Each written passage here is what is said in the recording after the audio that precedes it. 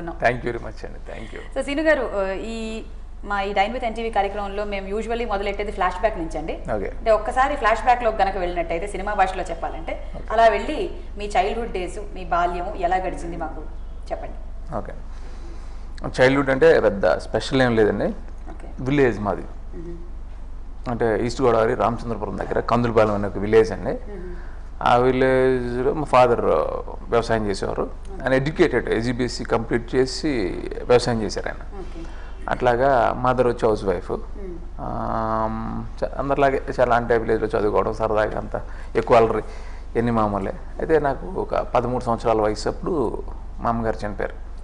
So అప్పటి నుంచి ఏంటంటే కొంచెం నాన్నగారికి ఎక్కువ గారం, అంటే మళ్ళీ నేను ఏం చేసినా ఏమనేవారు కాదు.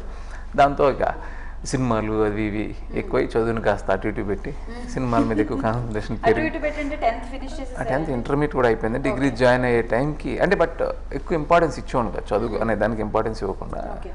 సార్ ఆయన కూడా ఏంటంటే మదర్ లేదు కాబట్టి కొట్టకుండా చాలా జాగ్రత్తగా ఉండేవారు, అట్లా ప్యాంపర్ చేసేవారు. అంటే ఈ సినిమాల మీద ఇంట్రెస్ట్ కలగడానికి కారణం ఎవరైనా పర్టికులర్ హీరో కానీ హీరోయిన్ కానీ? ఫ్రాంక్గా చెప్పాలంటే అండి, నేను మదర్కి బాగా అటాచ్డ్. సో నేను అనలైజ్ చేసుకుంటే నాకు ఏమనిపిస్తుంది అంటే, మదర్ పోయిన తర్వాత నేను చిన్న ఏజ్లోనే పెద్ద షాక్ నాకు అది. సినిమాలు చూడటం, అందులోనే నేను ఒక ఇది ఫీల్ అయ్యేవాడిని, ఒక రిలీఫ్ ఫీల్ అయ్యేవాడిని.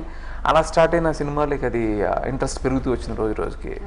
సో అందుకని నేను 10th అయిపోయిన తర్వాత ఇంటర్మీడియట్ మా ఊరు పక్కనే కాలేజ్ ఉందండి, అందరూ అక్కడే చదువుకున్నాను నా ఫ్రెండ్స్ అంతా కూడా.